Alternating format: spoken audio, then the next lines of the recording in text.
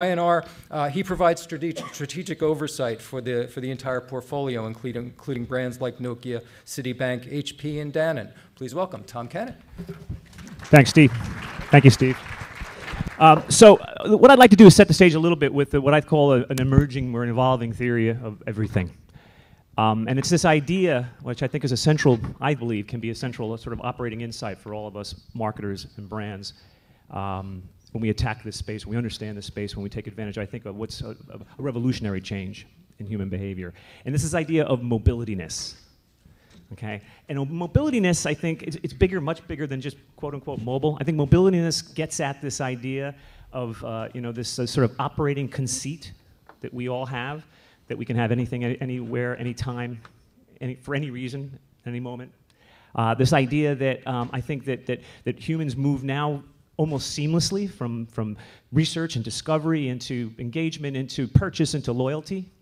And that's what may have taken in the audio industry or other industries 3 or 4 or 5 or 6 months now can take a matter of days or minutes or hours. Mobility also, I think, sets the challenge for us, this massive idea of fragmentation, this idea of addressability, this idea of which screen are you on right now. So I think it sets up a huge challenge for us. I also think it sets up a huge opportunity for marketers and for brands. This idea of mobilityness is about a completely new, I think, human use case, a huge new opportunity, especially when it comes to the tablet, for us to be able to get a whole new kind of synchronized sort of human-to-brand discovery, engagement, purchase, and loyalty. So I'd like to talk, I'd like to set that frame, and we're going to talk today then, I think, about the tablet, about whether or not we need two strategies, whether there's a tablet and then there's a smartphone strategy. I'd like to focus as best we can, and I'll let the panel introduce themselves in a second, not necessarily on all our great wins. I think those are great, and we look for opportunities to crow about successes. I think we learn a whole lot more from our fails. I think when we share our fails, when we share the optimizations and learnings that we did to correct for those, I think that's how we move the needle. I think that's how we progress the industry. I think that's how we move towards best practice. So I'm going to ask each of us to come back to that. And I'm going to ask the panelists now to introduce themselves, and then we'll get started. Good morning, everyone. I'm Sal Candela. I'm the mobile director at PhD. Not the president of Timing Digital, despite what the pamphlet says. PhD is a media buying and planning agency, part of OMMA Media Group. I'm Chuck Fletcher, the Chief Technology Officer for Euro RSCG New York. I also run an emerging technology lab called MadSci Labs at Euro, and we've been doing a lot of mobile and tablet work. I'm Melissa Parrish. I'm the female on the panel, so you can easily identify me. I'm a senior analyst at Forrester Research, where I cover mobile and social for interactive marketers. I'm Mark Silber. I'm one of the males on the panel. I'm Executive Creative Director at Joule Worldwide. We are a mobile only, 100% mobile agency operating in the US and Europe, and if you read the papers a couple weeks ago, now in China as well. We're all focused on mobile. We tend to do a lot of smartphone work and a lot of tablet work as well.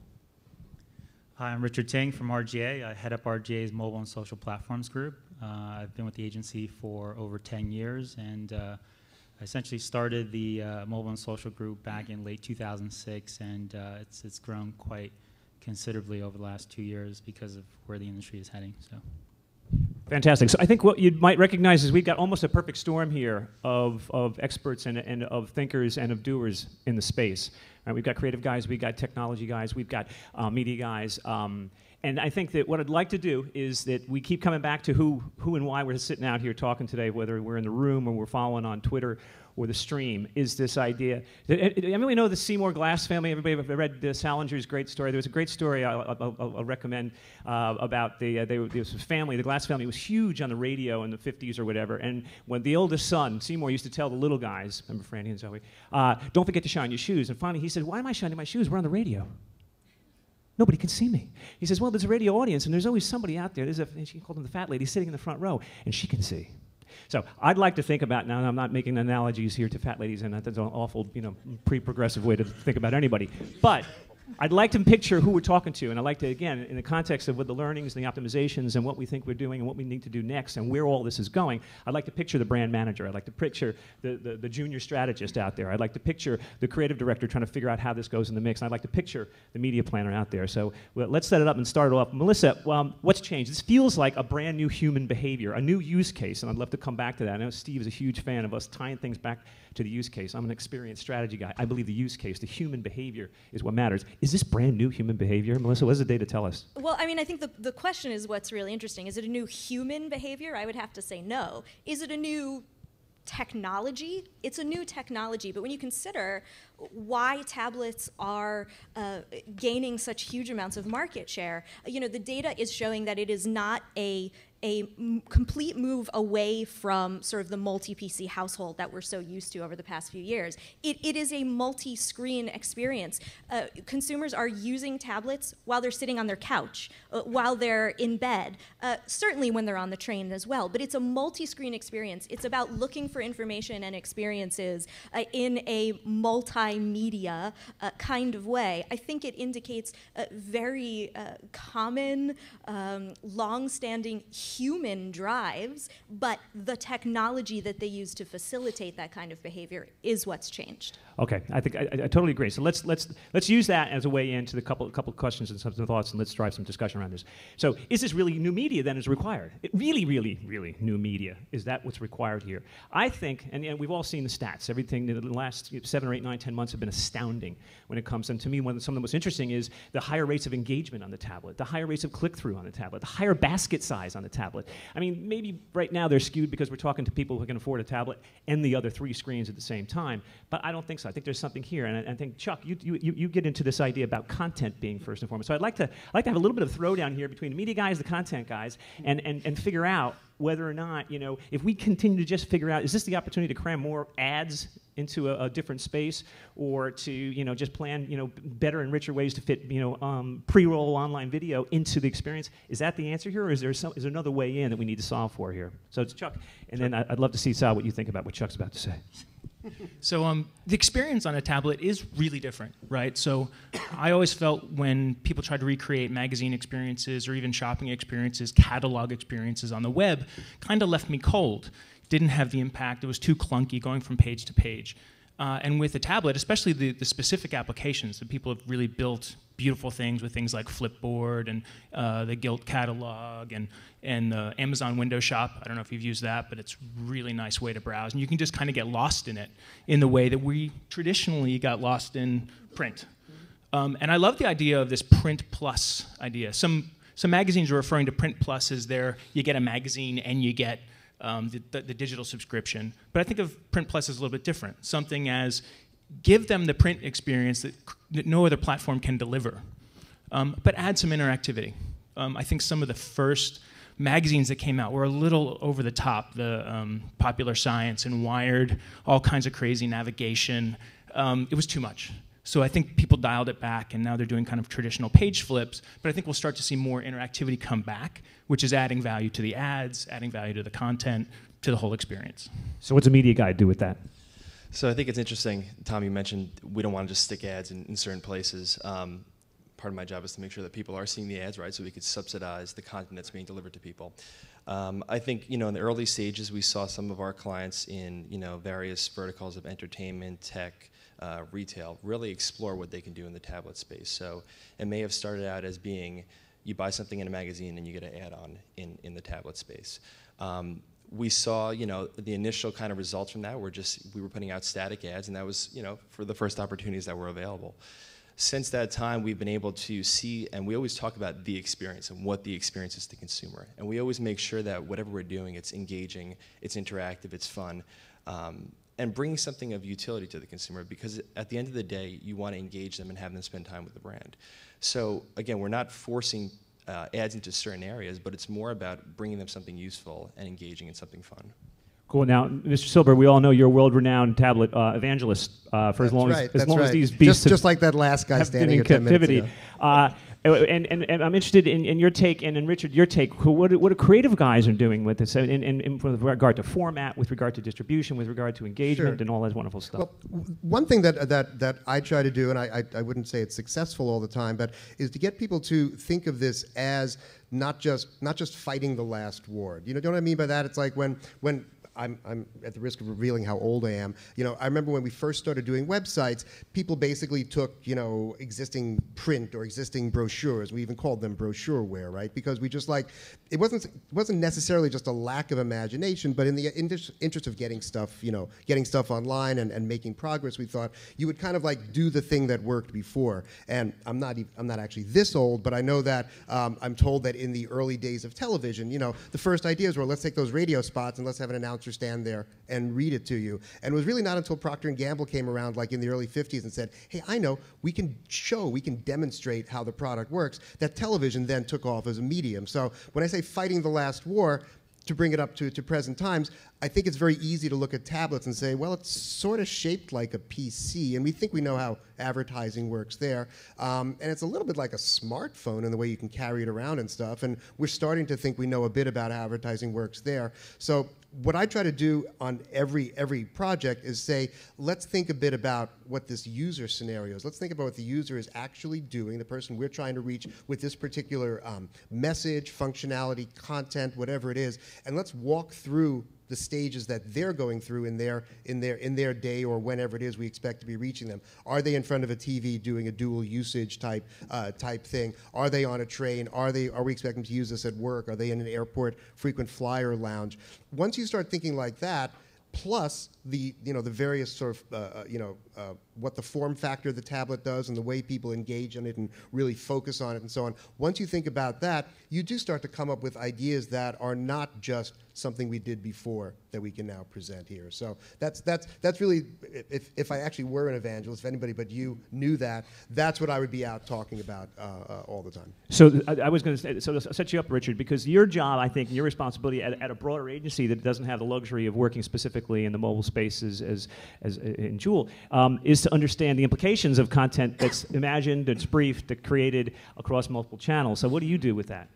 Yeah, I think for the most part, whenever we brainstorm ideas for our clients, we're pretty much thinking across the board. We're very rarely just thinking about the tablet. We're thinking about what is the broad idea that works across print, TV, traditional web, tablet, and mobile.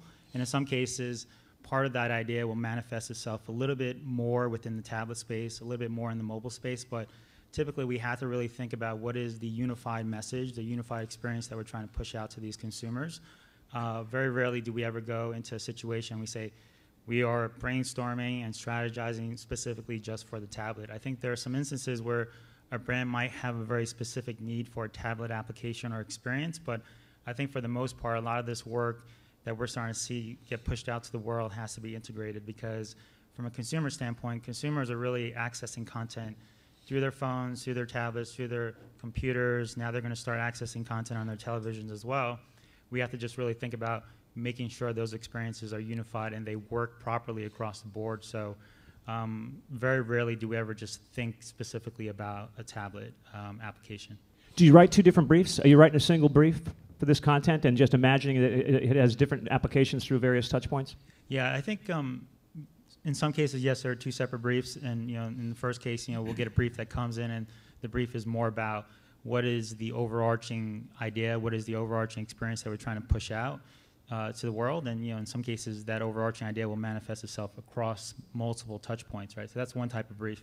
There are instances, like I said, where a client will come to us very, very specifically and say, hey, we have a very specific need for a tablet type experience, and that brief will be specific to the tablet, but we're seeing those briefs come in less and less. So I got a question then.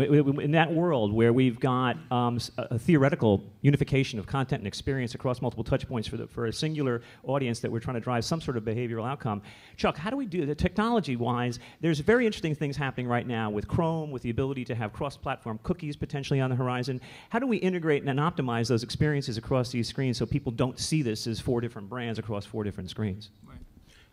Most people are participating in what's called responsive web design now, which is the idea that you're building a website that it's going to look great on a phone or on a tablet or on something big or soon on your TV, right? So the idea is to make sure that your website's going to adapt. So it's typically referred to as responsive web design. The issue I take with that is that I think that's table stakes. You have to do it, but it waters down the potential of some of the specific devices, right? So it's great that you can build one thing and it runs on a phone. It doesn't mean it's going to be an awesome experience on a phone. So I hear a lot of marketers say, well, even strategy people and IA people say, oh, apps are dead, right? You can't, the client doesn't want them. They want something that's going to run on everything. And you're going to have a mediocre experience. So I think, you know, apps are still, if you look at the way people spend time on their tablets today, the majority of time is apps that are specifically designed to do a very specific thing. This idea of microtasking. And they do it very well, and that's why you get lost in it. So I would love to, I'm interested, Melissa, you have a great brief at Forrester around mobile and social, which I think most of us would recognize and agree. The appreciation for how both of those different sort of touch points or content experiences has changed marketing forever, especially for the next several years as we understand how to reconcile that. What are you seeing across brands and across categories when it comes to any insights that you can share with us about, specifically around the tablet and the sort of recontextualization of content through social behaviors? What's that? What are smart brands doing to attack that kind of unified space? Yeah, I'm glad you asked that question because it does actually tie quite nicely into your first question about whether it's a human behavior change or a technology change. You also asked about some of the early missteps, and I won't call out any brands specifically, but I will say that one thing that kind of, it started to peak, and I'm happy to see it starting to ebb, is this idea that we want a tablet strategy, we're going to do an app, and make sure you have a share to Facebook button on it. Well, okay, I mean, sure, do that. Why not? It doesn't cost a lot of extra money. But is that truly a mobile and social experience? Well, no, it isn't. I think everybody on this panel actually has done some really interesting work where you take into account that human beings are social. We are social. And the technology that we use happens to facilitate that human behavior. So the best example that I like to give about the kinds of brands that are doing this well, when you get into something like a high-value purchase, Buick, for example, or a high-tech kind of purchase, well, sure, I could share my possible new PC purchase with my Facebook friends and get a lot of comments about, well, that screen's too big, or it doesn't really match with the way you painted your study.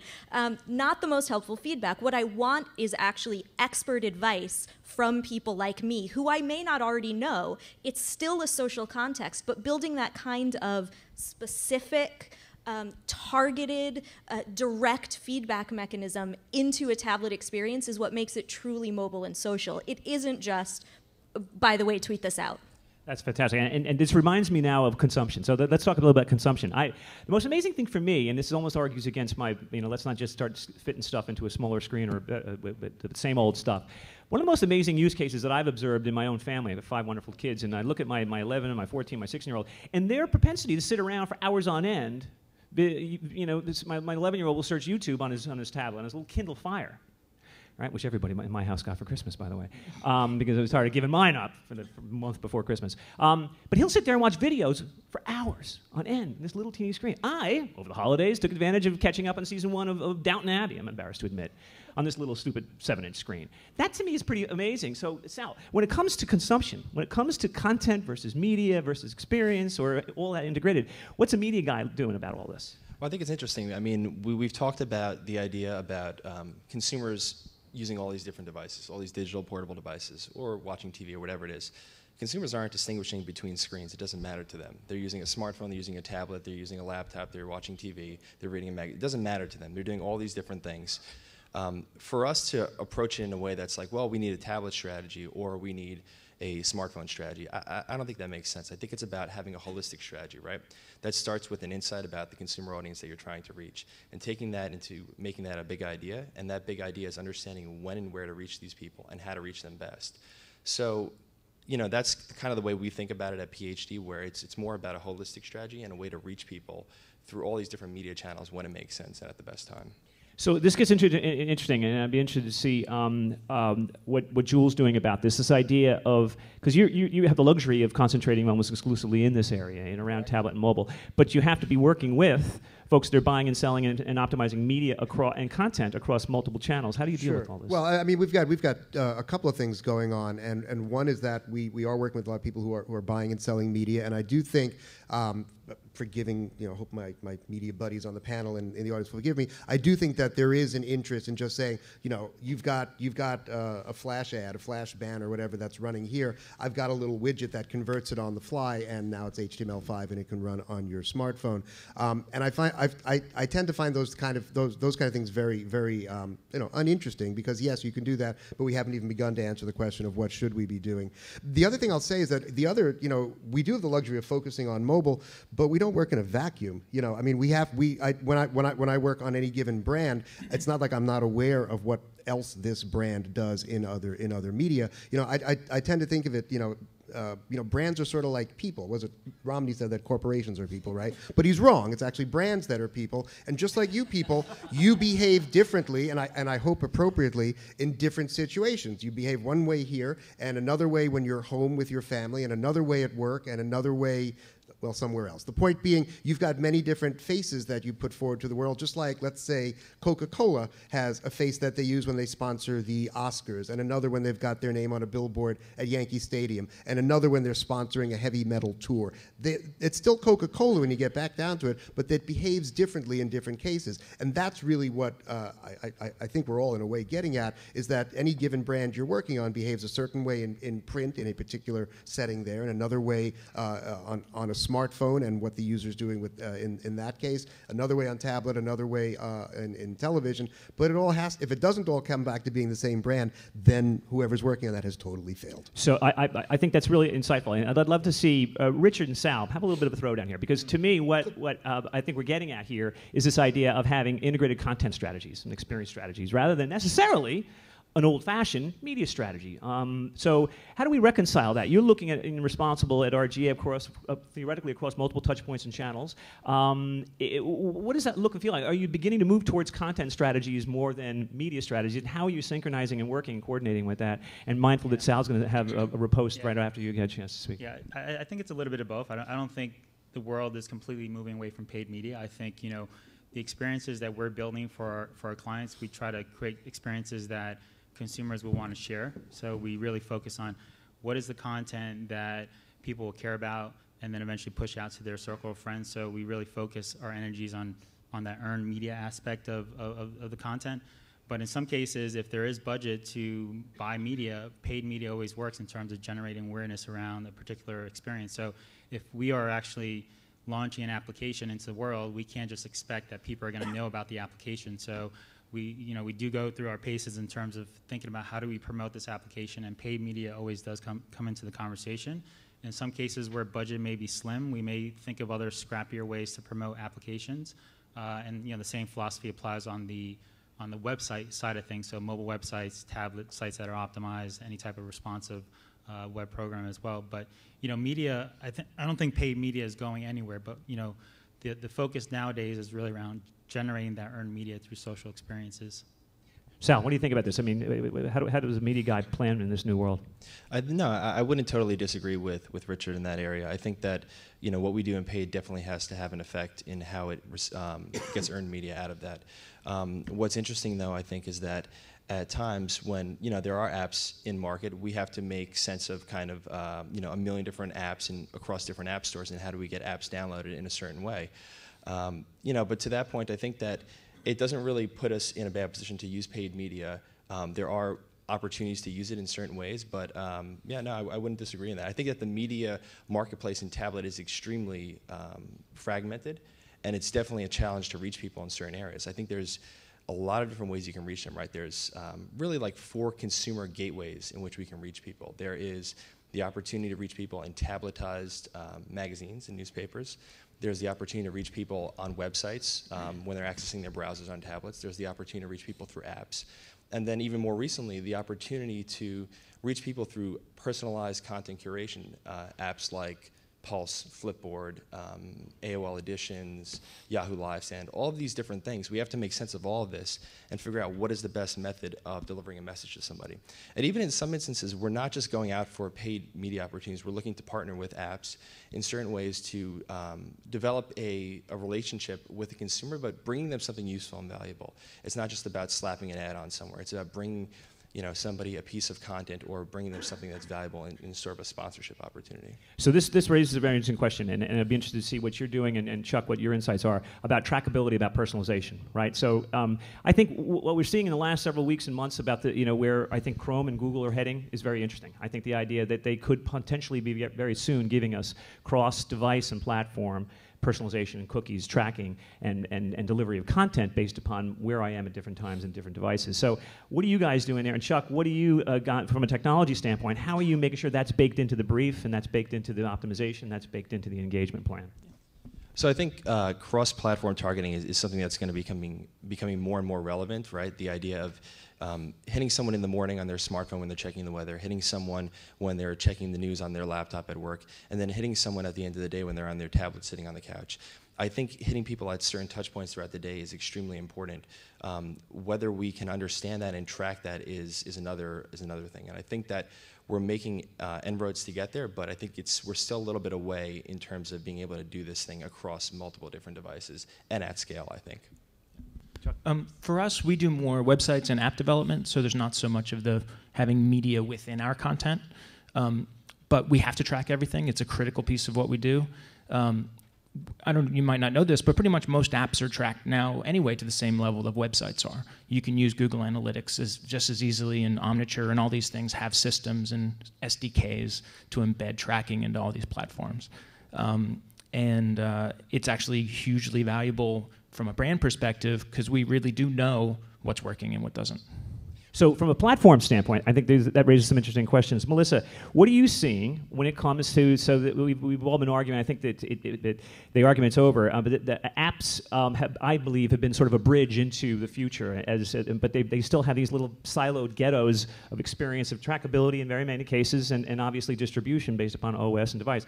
Melissa, what are you seeing in the move towards, HTML5 as the universal design and development platform and those kinds of things? Are certain brands out in front of others when it comes to this question about experience and universal experience? Well, if there are any brands that are out in front, it's the kind of brands that we expect to innovate. So the Starbucks, the Nikes, the brands that are always out there innovating, testing, trying, forging new paths for the rest of us to get more comfortable with. But I think there's something really important about trackability and content versus media plans that we haven't specifically said. Now, we were talking earlier about apps being offering specific kinds of experiences, and that's incredibly important, but you can't forget that it's also from the user's point of view. So on average, users have about 15 apps on their tablets, not millions, though there are millions in the store.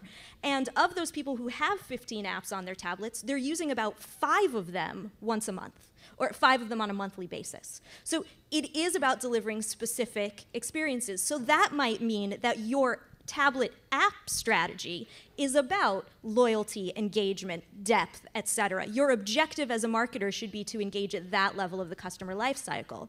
Now, we're also showing that paid media can be very effective on tablets, but that may be for a completely other marketing objective. So you might be tracking click-throughs and impressions, et cetera. It's a reach play. It's for brand awareness. It's for other kinds of measures. So the question to the brand is, what are you trying to accomplish, and how are you going to track that? How are you going to make sure that you are successful against your goals? Because if your goal is to create hours and hours of engagement, but you're tracking how many downloads you have, well, what you should actually be tracking is how often people use this app and how long they're spending with it. So I think that's an issue as well. Chuck, you have something? Yeah. I mean, most of our brands are very campaign-focused still, and they're starting to migrate more into kind of ongoing social communications that kind of create a buzz that's always going on versus the big campaign. As advertisers, I think we are advertising agencies, we tend to like the big campaign, generates a lot of money, and it's kind of a big effort at one time. But it's really much more about getting the ongoing things. If you can get an app that someone's going to use on an ongoing basis, that's great. Apps are challenging from a campaign basis, right? You're going to try and get something into an app store that people may or may not download as part of your campaign. it's a little bit tough. I think that's where, as HTML5 gets better, and we do have the potential to have really nice experiences in HTML5, a lot of brands are going through a lot of pain right now because they've kind of said, okay, we give up on Flash because it won't run on the iPad. And that's too big of our market, so we can't do Flash for our big experience, our website interactive experiences. But they can't do that stuff yet in HTML5. It's two things. It's a technology challenge. It's also a skill set challenge.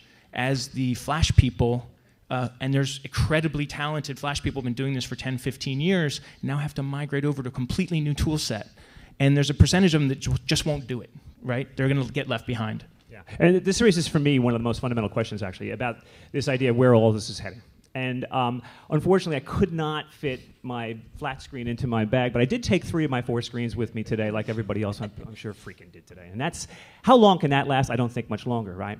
So I do believe, and I've been one of these early espousers, and I was very, very lonely several years ago, and it's getting less and less lonely now about mobile first. And I don't say that, I used to say that to be provocative, now I say it because I think there's actually something in that. So I'd be interested to understand how, our 2 guys at the end here, because you're getting briefed on mobile, and you get the larger brief, if in fact this tablet thing is where those 4 devices, or at least 3 out of those 4 devices are heading, and it's happening soon. For some of us, maybe it's happening now.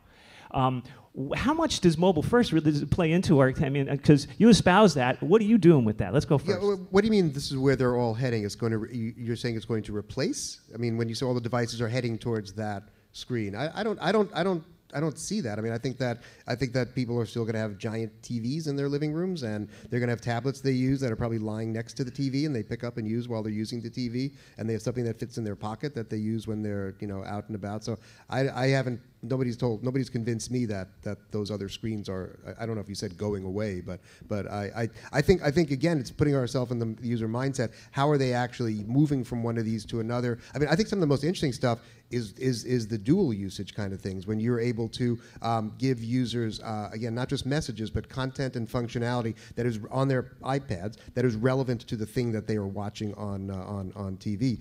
We're working for one of our big clients is AT&T, and we're working with them on their sponsorship for a late, I'm not supposed to talk about it, a late night show starring an orange-haired tall guy. There's actually coming out right now. There is a sync viewing app coming out. So I am lobbying fiercely against the notion of taking the current 4G advertising and sticking it in the lovely rectangles that they have defined where those advertisements go. It's not that rectangles are bad. It's just that if we just run the same stuff, even though we know so much about this user, we know what program he's watching, we know he's into it enough that they're watching, at the same time, we should give those people something special and show that we care about the fact of that. So again, I think that those kind of usage things are what makes this interesting. Not so much that it's going to make the other stuff go away. Richard, I'm still feeling lonely now, more lonely than I was when I came in here. Help me out. Okay, so I don't think television is going anywhere. I don't think our desktop PCs and laptops are going anywhere. I think they're still going to have a place in the media mix in the next couple of years. But I do firmly believe that mobile will become the primary access point for all brand communications within the next 2 to 3 years. You can write that down. You can mark my words. I think, as consumers of content, we are constantly on our devices all day, every day. And I don't think there's anyone in this room that could say that they don't spend all day, every day on their devices. It's just a shift that's happening with consumers, and it's just continuing to increase as the days go by. And I think, when you think of a service like Pandora, and I was looking at some Kleiner Perkins report a few days ago, and Kleiner Perkins actually reported that people actually access Pandora through the mobile device more than they actually access it through their tablets and their PCs. And I think the same thing is starting to happen for Facebook, the same thing is starting to happen for Twitter as well. So there's lots of applications and services that have crossed over into this mobile-first mentality.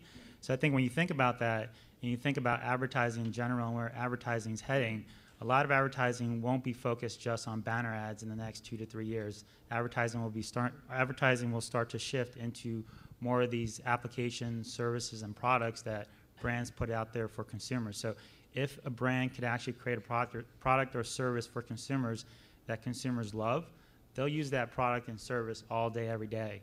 I actually work on quite a few products and services at RGA, and one application that we spend a lot of time working on is Nike Plus, and that is a product and service that consumers use multiple times per week.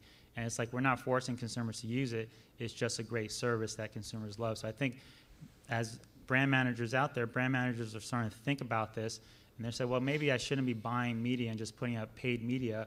Maybe I should be rethinking my strategy, and maybe I should be thinking about services and utility to give back to consumers. So if you think of what Pandora has done, if a brand could do something similar, then definitely I feel like it's going to be a mobile-first world. So, go ahead, John. Mobile first is interesting because it's kind of a rallying cry of trying to move the budgets from big old websites into something that people are using more and more every day. And it's slow to happen, both from our clients and ourselves. Even our own account people, we have to educate and say, is that really what we want to do? Do we really want to go and build a big flash site in 2012? But sometimes we still hear these things. I think it's Well, I think that's exactly where I was heading. And Sal, I'd be curious because we follow the money. All of us must follow the money. Whether we're a brand manager, we have budgets, whether we're a media planner, whether we are an account guy, whether we're a strategist guy, or a platform. So Sal, how are you helping to drive that with insights to saying, you know what, let's take some of this instead of just taking some of our TV budget and plugging it into pre-rolls and OLV, how are you making recommendations for more integrated, more organic content/media when it comes to where the money is spent and the effect it has? Yeah, well, I think it's the way that we approach getting a brief, right? It's sitting in a room together with the social group, with the print group, with the overall strategy group, with us in mobile, and saying, how can we figure out what works best here? Another way is that, you talked about this earlier, is mobility, right? And what is mobility? Mobility, to me, is this idea that we can use smartphones, we can use tablets to connect with all other media channels, right? So you can use a smartphone to connect, to scan a QR code, or, I know that may be a bad term now, but to scan a print magazine, to have a TV companion app with TV, to do something with out of home or digital out of home. And there's other ways that we can figure out how mobile can be integrated into an overall strategy and an overall activation piece. So I think that's the way that we've been thinking about it. And with Richard's example of Pandora was great, and we love examples. Do you see any particular brands or platforms that are heading out there first when it comes to wins in this regard of integrating media planning and clients optimization? Specifically?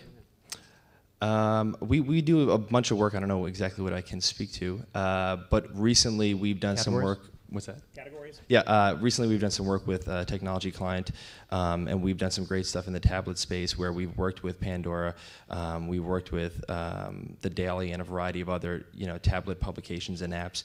And what we've done is we've seen that we put video in market, we put rich media in market, and we've seen how those two have kind of worked together. And it's really been a great experience. I can't specifically share results, but for us it's been a good look at kind of where things are going, and we continue to see more and more opportunities in tablets pop up, and I don't think that's going to stop. Okay. Melissa, your thoughts on all this? Yeah, I think one of the industries that's doing the most interesting work is sports marketing, both the actual sports leagues and teams and the brands that are associated with them. And it makes sense because it is contextual. You can use the tablet, the specific functionality of the tablet, to recreate an experience that's very rich and totally specific to the brand. It also does have a really important element of this mobile first thing, which is putting the customer at the center, giving them the service and value that they need that is contextually relevant. So there's been some really great stuff that I think comes out of there, but I think the most important thing, and we've all said it in one way or another, the most important thing is that the brand has to understand the behaviors of your own specific audience and then what you want to accomplish with them.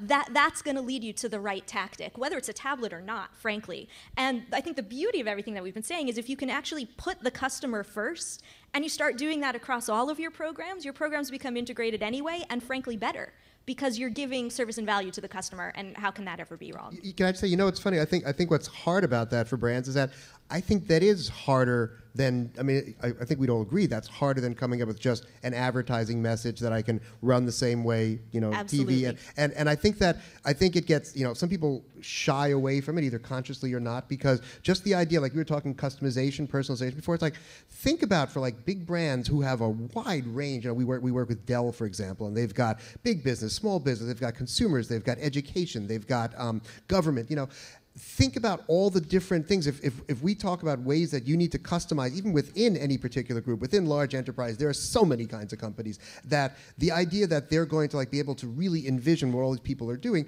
takes a lot. I'm not saying that they don't try to do this. Dell's actually quite out front as far as moving a lot of budget to mobile and seeing great results on their ad spend and so on. So I'm just saying though that it's the other thing that happens is that because it's so complicated, if you bring mobile, this isn't just tablets, this is anything. If you bring mobile in later in the game, as campaigns are being developed, you never have a chance to like say, look at all the stuff you could be doing where mobile could be driving it, and all the other things you're doing can reflect that. Yeah, that's true. I think there's an important evolution that brands go through as they develop their mobile chops. They start by testing and experimentation, and that's where about 40% of marketers are today. And when I say testing and experimentation, I'm talking about multinational brands spending annually like $250,000. So this is clearly testing and experimentation.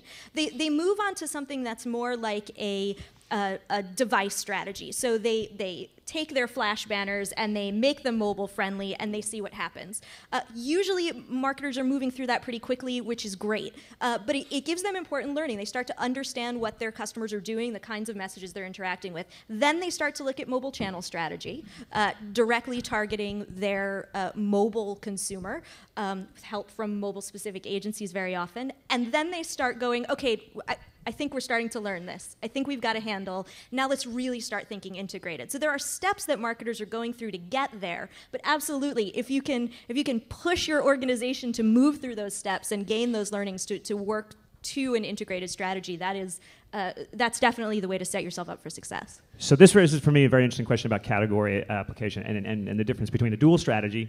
I think we now recognize that there probably is a mobile strategy for my tablet audience and consumption and behavior use case, and there's probably one for my smartphone, right? More and more we realize this. Richard, I'm really interested. To me, the test for any innovation in media or channel or touch point or technology is how does it work for CPG? There's a reason that we call things soap operas. For 60 years, right, we built and designed and optimized an entire industry called television based upon selling soap, selling those kinds of products. Much of digital hasn't really solved for how to ask and answer this question of engagement or retention or loyalty or CRM when it comes to CPG. What are you guys seeing at RGA across those really nettlesome brands when it comes to the tablet, and whether this offers a way through into a future that they actually have some sort of say in? Yeah, I think one CPG company that has actually done a good job in the tablet space is Kraft Foods. I mean, Kraft has always been fairly innovative when it comes to tackling the mobile space. I know they released their iFood Assistant many years ago, and throughout the last couple years, they've been slowly expanding their iPhone app into other platforms, and now I think they actually have a tablet application as well that's focused more on content and recipes and trying to integrate some of the, Kraft foods into recipes that they give out to moms. So I think that's actually a good use of the tablet for a CPG company. Now, there are other CPG companies that may not make sense in the tablet space, just to be honest. I think, if you think of, I'm not going to belittle any CPG companies, but the tablet space doesn't work for everyone. I think, for entertainment companies, yes, they absolutely need to be in the tablet space. Publishers, sports marketing, I think some of the big major retailers should be in the tablet space just because we're starting to see huge numbers from an e-commerce standpoint. So I think the tablet space works really well for certain industries. For CPG, I do think it's a little bit of a challenge unless you're a CPG company that actually can generate some interesting content for the consumers. But can I just say, are you saying that the tablet space is worse for, say, a CPG like a Procter & Gamble or somebody than online was, or they're just both not places for tablet? I wouldn't say it's CPG. I wouldn't say it's worse. I think if a brand like Procter & Gamble has a sub-brand that actually say for instance like a lifestyle brand that generates a ton of content that can be delivered to the consumer in a compelling way, I would say sure P&G should jump on that and try to push out that content. That was going to be my point. I think all of those companies have learned over the last 15 plus years of digital that they can't just stick up the old Tide ad and anybody's going to go up. When Procter, we worked, Chuck and I, in fact, in a previous life, worked together at an agency working on some of the earliest Procter interactive stuff, and came up with things like the stain detective for Tide, which is a very popular way of people quickly finding how we can remove a stain, or for Procter & Gamble doing baby-related stuff for Pampers. So. You know, sorry to cut you off. that kind of thing has to happen in, and, you know, should happen in any medium of choice, any medium where people have to select and go to it, as opposed to a commercial that comes on and forces you to watch it. I agree. And Sal, you have one thing to say, and then Steve, I think we're going to turn it over to questions from the floor. Yeah, I think it depends on what size of tablet we're talking about, right? You can't fit the iPad in your back pocket, but you might be able to fit a Kindle Fire in your back pocket, right? So if you can bring it into the store with you, I think there's an opportunity to create aisle awareness, product awareness, and hopefully convert people or even redeem coupons. So I think it really depends upon the size of the tablet that you're talking about. I would almost say that type of experience is better on a mobile phone, because the mobile phone fits in your pocket a little bit easier to navigate. So I think you got to really think about the context in which people are using these devices. So, you know, tablet is a little bit more, you know, more focused attention span, right? So I think whatever experiences go on the tablet should leverage the fact that people have a little bit more focused energy when they're looking at their tablets, as opposed to on their smartphones. They're probably just quickly browsing, and they're, you know, consuming really snack-sized bits of content. So Cool. I have a Steve? pet peeve really quick. The pet peeve is when you go on your tablet and you get the smartphone site on your tablet. Yeah. Oh, I hate that. I really Yeah. wish people just don't do that, please. Give them the regular website. That's going to It's go better. away soon with responsive. So. So, and I agree, and I hope some of the questions that you're going to have and ask Steve for the mic to probe around this idea about platforms and ubiquity and personalization. I mean, I give us all credit. We didn't once mention coupons when it came to CPG discussion. I thought that was very, very, very wonderful. Okay, I'll take the bait. Would all of you address the question of distinguishing between tablet and mobile? Because it seems to be a moving target. Now we're starting to see, as we're seeing in this room, tablets become more mobilized than even they were maybe 6 months ago. So the old distinction that we started 6 months ago when we first had this panel was tablets, not mobile. Now I wonder, is that still true? How is it true? I think tablets can be mobile. Depends how a consumer's using it. On the train over here, I think I saw 6 or 7 people with an iPad or with some sort of tablet with them on the train. So if they're taking it with them, if they're moving around with it and interacting with it on the train, I think it's mobile. Yeah, I would say there's 2 aspects to it. One is the size of the device. It really does matter, right? And it frustrates me when people try and cram experiences onto a small phone. The resolution of your thumb is only so, your fingers are only so fine. So I think we do have to be careful and make sure we're designing experiences really for phones and what's on a platform. You truly can bring your tablet around with you, but in a way it's really no different than your notebook with Wi-Fi, so far as you're still getting the social apps. Maybe you have touch, which is nice. Soon all the notebooks are going to have touch too. Give it 2 years. So I would say I think the tablet is more of a desktop-like size because of size, because you don't actually have to design differently for it. Yeah, I would make the distinction between mobile and untethered, which sort of goes back to your first point. Mobile to me is the mobile phone, usually the smartphone, and the use case is generally a bit different. As Rich was mentioning, there is somewhat distracted behavior, but it's also immediacy is a particular need. If you are searching for hotels on your mobile phone, there's probably one of 2 use cases. Either you found yourself somewhere and you need a hotel room now, so you better be giving them an experience where they can find a room and book it immediately. Or you're waiting for your colleague who's an hour and a half late to lunch and you realize you have to do this thing, so you might as well spend some time and do it. Either way, there's something else going on contextually that leads you to that mobile phone. A tablet is untethered, but again, you might be using it in bed, you might be using it on your couch. You are likely to be paying more attention to it and other content at the same time, and so the richness of the content may take priority over the immediacy of the functionality or conversion. Yeah, I guess the thing I think about phones, just as you were saying, it's something I take out when I have a few minutes to kill or something like that. I also find it something that whenever there's a disagreement with anyone, do you guys like immediately reach for your phone and find the answer? Like people that I know, particularly my own family, almost like doesn't want to like challenge me. I think it's not because I'm always right by any means, but because I'm always willing to find the answer right there and show it to them. And I think that if you think of the phone as being like very much of a task-oriented, like I'm going to get this thing done now, even if I didn't know I was going to do it 3 seconds earlier. Whereas a tablet is something where it's more like I have like a planned meeting with my tablet this evening at 8 as we're going to, we're going to play along with as we watch this show or whatever. So I do think it's a very different, it's a different use case. And you're saying, are they becoming the same thing because one's a different size? It's still either I'm using it in that first way or the second. I mean, I guess there's, there'll be blends, but I feel those are two valuable ways of looking at these devices. And I like mobile versus untethered. That's a good. I agree with everything that everyone else on the panel has said. I think it's kind of, it's a little bit of, just semantics in terms of how you define, one versus the other. I think personally, in my case, when I am using my tablet, my iPad, I'm typically on the subway reading articles, so long-form articles, long-form PowerPoints.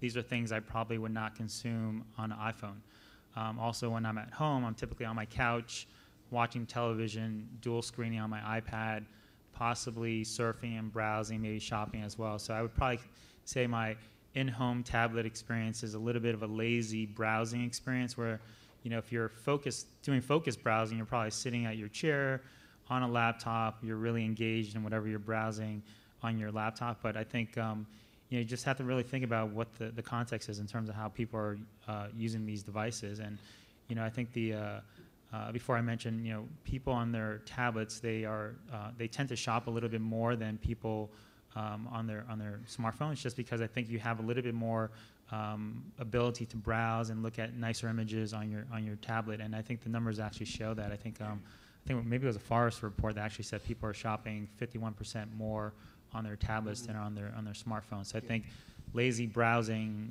does lead into sales, I guess. We definitely do see that with Dell, that when we've engaged somebody through an ad unit but into a Dell experience, they will consume a greater, I don't know what the percentage is, but a greater amount of content on the back end, at least 50% more. So and we do find that with a tablet they'll get in, they'll see what that thing was, and I'm sorry, with the smartphone on the other hand, they'll get in, see what that thing was, and get out. Which is why I think one good practice for smartphones is always give people an easy way to send this to themselves so that they can, Bob, do you have somebody back there? Hi. Hi, guys. Sarah Amatai from Mobext. Wanted to ask, since the topic of the panel is planning on tablets, is this a medium? The biggest challenge that agencies like ours and the ones up there have is wrangling the content providers, the publishers.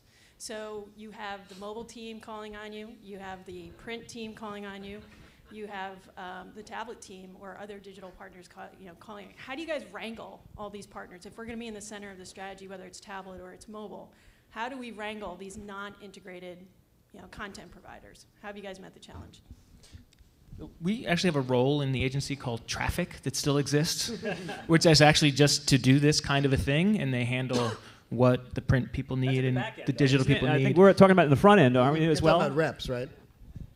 Oh, reps? Yeah. I have no idea. You just don't pick up your phone. You need to answer for both, but I think and so traffic is a good, once you've got it and integrated and briefed and created and integrated, but how do we get to that far to get to Chuck's traffic guy? So the way that we approach it is we think that the mobile team knows about the apps very well. We know about the mobile web space very well. We also sit with our print team on a weekly basis and understand what they're seeing, because they have the relationships with the big publishing houses like Time Inc., Meredith, Condé Nast, all those guys. So we sit with them, we see what they're seeing, they see what we're seeing, and then hopefully come together on some sort of an integrated strategy in the best way to approach it. Yeah, I would say that being a mobile only agency, I don't have exactly that problem. But I will say I think that the reps who do come to see us think that they're finally in a nice, easy environment because it's mobile. There's only so many places we can buy our mobile advertising from. It's going to be a simple sale, an easy time. And then we do pummel them with the kinds of questions I've been raising today about what makes this any different or any better, and how are you going to help me develop an experience that's not just taking an experience from another medium and planting it here in mobile on a tablet or smartphone and calling it a day. So I do think they come away thinking, man, that was more of a challenge than I expected it to be. Production right now is really challenging so far as dealing with all the different publishers, at least specifically for tablet, right? We don't necessarily have, at least that I'm seeing, the broad networks yet that are really getting placement on a whole bunch of different publications. You're dealing a lot more with specific publishers. And they all have their different tools. Now we're actually, I don't know if you guys are doing this too, but we're building stuff for tablet in InDesign because Adobe released these tools to do it that way, which is really strange for people who have been building digital other ways for years. Yeah. Right. No, we haven't gone there yet. Okay, I think we're wrapping. I wanted to thank everybody here, especially the panelists and all you guys for sitting through, and thank you very much. Thank you. Thanks, Thom. Thanks, Thom. Thanks, Thom. We're going to take about a 20-minute break, coffee break, courtesy of TapAd. When we come back, we're going to engage